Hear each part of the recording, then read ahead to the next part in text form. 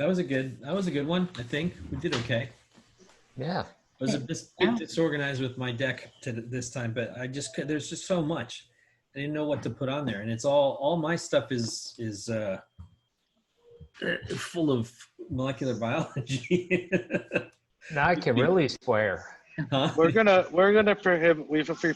We've prohibited one word, the H word. Yeah. The next thing we're gonna do is prohibit you from saying the cytokine storm 7 times in a minute without explaining to people what it is. Who might not know, because you used it like, I don't know, 15 weeks ago when I Googled it. so I know what it is. Yeah. Got it. I was in a band called Cytokine Storm. We were a cover band for Anthrax. Yeah, that's right. Good one. That's a great band name. You're right. Yeah. Hi, Pam. Good to see you. Madeline, I'm sorry. I was trying to get you in here earlier. I just didn't know what was going wrong. I have no idea. I felt like a Hey, blind everyone. hog, Carol's here. Catherine's here. Madeline. Awesome. Lauren.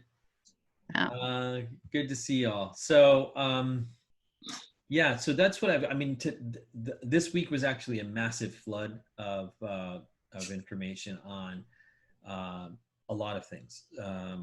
Mostly like the antibodies thing just came like into focus. Like, how long did they last? Does it matter? How do we test for actual immunity versus just detecting antibodies? How does it compare to other, diseases and their long-term, and what kind of long-term immunity does it confer? So I hope that now in the next couple of weeks, people will be more, will start to hear more from the science reporting that detectable antibodies is pointless. Doing the antibody test is pointless. There's whatever. And the whole thing with antibody testing in the beginning was, let's see how fast we get seroprevalence. How many people end up with antibodies, so that this whole herd immunity thing can be potentially pursued. And no, we've known it's a fallacy for over 2 months. Over 2 months, we've known it's a fallacy. And now the antibody testing is just proving it. The inferred immunity is actually how long? At most 2 years? Yes. Yes. So like MERS and COV1 survivors, their detectable circulating antibodies, IgG and other classes, are detectable up to 2 to 3 years later. But after that, they're not detectable. And we've got plenty of evidence on that now. But detectable antibodies are not a useful measure either anymore. So Dr. Nuthi educated me, and he's my classmate from med school. He went on to get his PhD. I feel like a loser compared to him. So he educated me, and he said, "Look, Sanjay, it's not just about that's one version of determining immunity or protection, quote unquote protection. More importantly, he's like, do you remember the tuberculin test from the old days? And does anyone remember the tuberculin test? Okay, there you go. So the tuberculin test is just a solution of ground up Mycobacterium tuberculosis, and we used to scratch it into the skin. Okay. Right here. And what happens is those with antibodies against M. tuberculosis will have a distinctive response. Okay. And that distinctive response means that it's not just antibodies going after the antigen. Hold on one sec. Oh, John's not here to dance.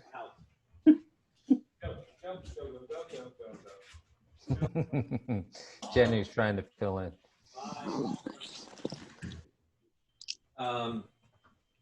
So it's actually those other cells that I showed you on that slide. That it's the effector T cells, and the coordinated immune response that says, hey, we've seen this before. I know what to do with this. And then it starts the inflammatory and immune response. If you don't have prior exposure, and this is the way we tested the efficacy of the TB vaccine. So people who had the TB vaccine, if you remember that, you'll have a positive tuberculin test. It was also a test for immigrants that would used to come in, and we test, are you TB positive? Have you ever been exposed to TB? It was one of the ways we tested. So he suggested that if we can't come up with a smart, way to do a 2-minute or 15-minute test, which I think we have. I think the Israelis breathalyzer test out of Ben Gurion and others are now coming over with breathalyzer tests is an excellent way to rapidly test, and they're going to start instituting it in airports in probably another 8 months. That's still far away. Rapid testing with something super simple that we invented 80 years ago would be great. Let's come up with sort of a rapid antigen test for without going into the complexity and cost of doing it the way we've been doing it so far with antibody testing. And not that it is very expensive or complex. ELISA and all these other tests that we do, they're not, but we're just not set up for it. And we don't have the societal memory or the societal experience that the Asian countries do, because they suffered through SARS and they've suffered through H1N1 and avian flu. And so they've had 12, 15 years of waves of different aerosolized infectious agents, wearing masks and staying away from each other and closing down, social gatherings has become a way of life for them. Something new comes along, they just do it. And also their healthcare systems are set up now with the appropriate infrastructure to deal with a epidemic or an outbreak or something. This is our first goat rodeo. It is, right? It is a goat rodeo. It's nuts. So you seem to forget Trump made a big deal of, what was there, 6,000 cases of H1N1 in America, and how Obama and Biden failed the Americas. And they just stopped testing, Terry. One day they just stopped testing. Yeah, and it all went away. So there was that too. Oh, man. Because I can be political now. We do have one person who came in, Lauren Pine, who is not added in. She's on the attendees list now. We have non-video participants. Blake. Well, she Blake's came in late. Yeah. Blake's here. That's nice. I don't know what I'm doing here. Anyway, so are we missing anybody up here? Anybody who's trying to get in? Because I don't know what I'm doing. John usually. Yeah, Lauren. I said Lauren Pine hopped in as an attendee, and after the Facebook closed off. Oh, did we include her? I don't know if she was included in. No, she's still out there as an attendee. Yeah. John. There was one other that was in there as an attendee too. Yeah. Hang on, Rangoon. Hang on one sec. So, any questions from anybody? Did I anything happen? Any stories you want to share? I'm just glad I have a negative COVID. Yeah, good. Yeah. Yeah, I could share a story. I have a high school classmate I talked to today who is recovering from a case of COVID that he came down with in early March.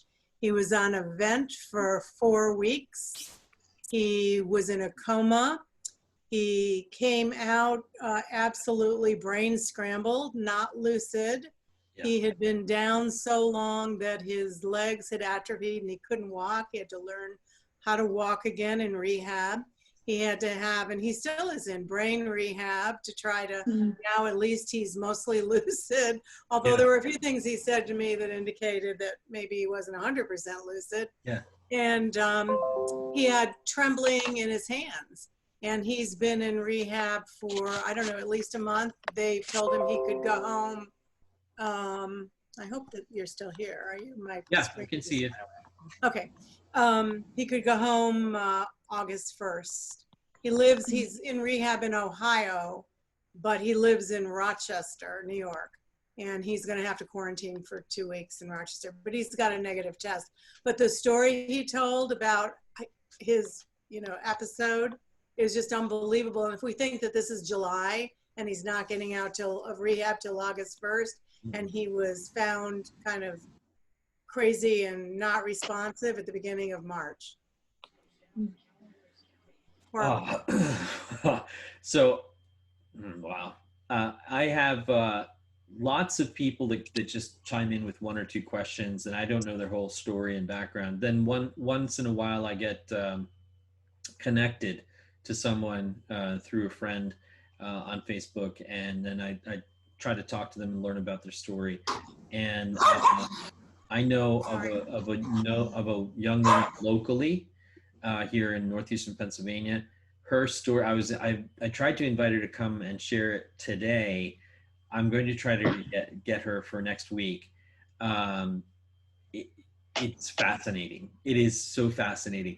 She is just this young, bright woman who, your typical, I don't know if she's even 30 yet. Maybe she's very early 30s. So New York for a concert, and then to Nashville. This is February, before any of this hit. Okay. New York City for a concert, and then Nashville, and then on an airplane and transiting through Detroit. And wow, you were like, you literally were chasing a hook. You were like a fish chasing a hook, right? And came down with it and suffered greatly. I mean, I think probably 13 to 17 days, if I remember on the was it March and into April. And recovery was slow. She's a runner, okay? So joint and muscle pains, odd, weird, unable to fully catch her breath or you get back to her normal routine of running the distances she's used to, and then good days and bad days. This is another COVID thing, okay? So it's not a recovery that's sloped up towards recovery. It's like this, okay? Good days and bad days, a stretch of 3 terrible days, then okay, and then just this bouncy, weird metabolic recovery. And then just recently, she's now back out and doing things with her friends and family just here in northeastern Pennsylvania. We've had a lot of sun this week. I was out this weekend with my kids, beautiful days, nice and warm. She's now sun sensitive, almost like a lupus patient. Okay. And that indicates there's cross-reactivity of her antibodies, that she is now, she has some sort of autoimmune response, that even just an hour in the sun is causing, severe peeling of the skin and that things that you wouldn't normally see from mild sun exposure. Here's what I didn't say about my friend's case is he was near death. They told his family to be ready, but they gave him hydroxychloroquine. And actually that they attribute his recovery to, which I was like, well, that's different. I was just going to say, you know what drug is used to treat symptoms of lupus? Yeah. Oh. Yeah. The one that anybody here can say except Sanjay. Terry and I are the enforcers. That's correct. Well, I guess I'm the unfortunate because, So, we so- live 15 minutes apart, but yeah. Yes, I go ahead. have- I have a 30-year-old niece who developed COVID. It's now 11 days ago. She worked at a CVS in Southwest Louisiana. She wore a mask since March, even though Louisiana just mandated masks last Friday, Mhm. and probably 10% of the state is following it. Because she has moderately severe asthma, nasal sinusitis, nasal Mhm. polyps, and mast cell activation disorder with anaphylaxis. Mhm. So we've always expected her to really crash. She's been on Duplexant, which is one of the monoclonal antibodies, an interleukin 4 and 13 inhibitor, for more than a year and a half. She's had a very mild case, no pulmonary symptoms whatsoever. Yeah. They're mild muscle and joint aches, little fever, headaches, and fatigue. She has continuing fatigue now, but all the other acute symptoms are gone. Yeah. Is that she was lucky having been on this monoclonal antibody for that long? I think so. I would have to say yes. I think we put up a chart maybe a couple weeks ago. It was comparing the biomarkers of interferon, interferon 3, IL-6, D-dimer, and something else I remember. And it showed the different elevated stages. I mean, by stage, the different elevations. And so early pulmonary stage is mostly dominated by IL-6 and interferon of various sorts. But there's also others, but these are all the precursors to to calling in the other cytokines and prostaglandins and things like that. So if you have a patient on a inhibitor, it's more likely that they won't proceed down that road to yeah. And I also just read that inhaled interferon beta is now being trialed. Yes. Yeah. Yep. So I think all of these immunomodulators are far more useful than we currently utilize and know how to utilize. And it is funny now that American College of Rheumatology, because see, rheumatology is one of those subjects that nobody really understands because it's at the nexus of immunology and other like what do we call them? Connective tissue disorders. Okay, so rheumatologists have a hard job. They treat lupus, they treat rheumatoid arthritis, they treat all of these autoimmune conditions that are debilitating, and their level of understanding of disease, progression and is so deep. They know so much, and the frustrating thing about rheumatologists is they don't have many tools to fight the fight. Like cardiologists are lucky. Like it's a pump, for God's sake. It's got an electrical system. It's a pump. It's hemodynamics is, you can learn it in a weekend. I'm sorry, my dad would be very upset with me if I said that. but and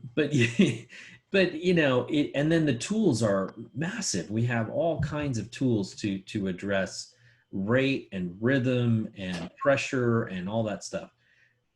This autoimmune stuff is wicked complicated, and I will cover a little bit more about the specifics of when does interleukin and interferon and all of these, why are they even named these things beyond being great names for a rock band that Terry would head up.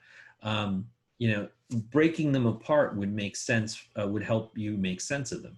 So leukocytes are white blood cells, leuko being the root for white, and interleukin is a signaling molecule between white cells. Okay, and white cells are a very diverse group of cells. So red blood cells are not. Red blood cells carry hemoglobin, and in hemoglobin, 4 binding sites for oxygen, and it does one thing. It exchanges carbon dioxide and oxygen in the tissue in the lungs. White blood cells, wow, it's its own world. It is, I mean, there are not just one textbook, there are tomes of on one. You could write a textbook on mast cells that you just mentioned, Madeline, and what they do, and mast cell stabilization, and what different diseases they're involved in. So it's a wicked complex world. And when you're asking an ER or an ICU doc to kind of, manage this or understand it, they're like, just give me the dexamethasone. Go grab me the methylprednisolone, and they're right. Because when it's life or death and you've got 15 minutes to make a decision, you're not choosing which monoclonal antibody, you know what I mean, is going to be off of a list of 96 that crossing your fingers. We will know about that maybe in 3 years.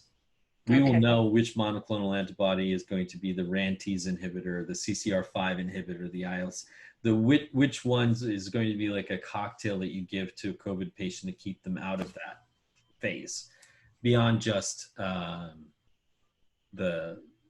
low dose Dexa and the low dose Pred, because that's I don't like to call it dumb and fast medicine, but it's dumb and fast medicine. It's not complicated how this stuff works, and we know it works fast and it's effective, and it's cheap. And the only thing that you probably guys all have heard this already, if you have a co-infection, that's the only thing that precludes us from giving the steroid. So if you heard earlier that they were giving azithromycin away like Tic Tacs. Well, one of the reasons is they were trying to prevent a co-infection. The lungs are turning into a soggy mess, and that's a petri dish for something else to come along, like Klebsiella or staph or whatever, or pneumococcal. So so they slap down some azithromycin, and that would be the kind of prophylaxis against other badness happening. You can't necessarily easily, without doing some sputum culture and other cultures, know for sure that the person doesn't have a co-infection. But it's, again, fast, dumb medicine. And if you're critical, forget the co-infection. You just don't want to head down the road of intubation and then all of that. So Hey, real quick, Pamela had surgery yesterday. She had a negative COVID test, which was a requirement for surgery. Are you doing okay, Pamela? Yes, I am. Yes, I am. Good to hear it. Yeah, it was a meniscus tear surgery.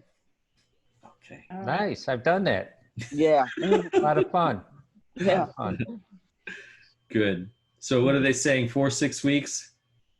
Let's see. Like for now, that. But I don't. I go for follow up in 2 weeks. Okay. Good. Okay. Wish you the best speedy recovery. Thank you. Yeah. Okay, my friends. I'm going to head out. Send topics. I love you all. Be safe and well. Okay. You too. Okay. Thank you. Take care. Thank you. Good night. Thanks. Good night. Good Thanks, night. John. Thanks, Terry. Good night. Thanks, Good night. Terry, for being on. Bye. Thanks. Bye-bye. Bye.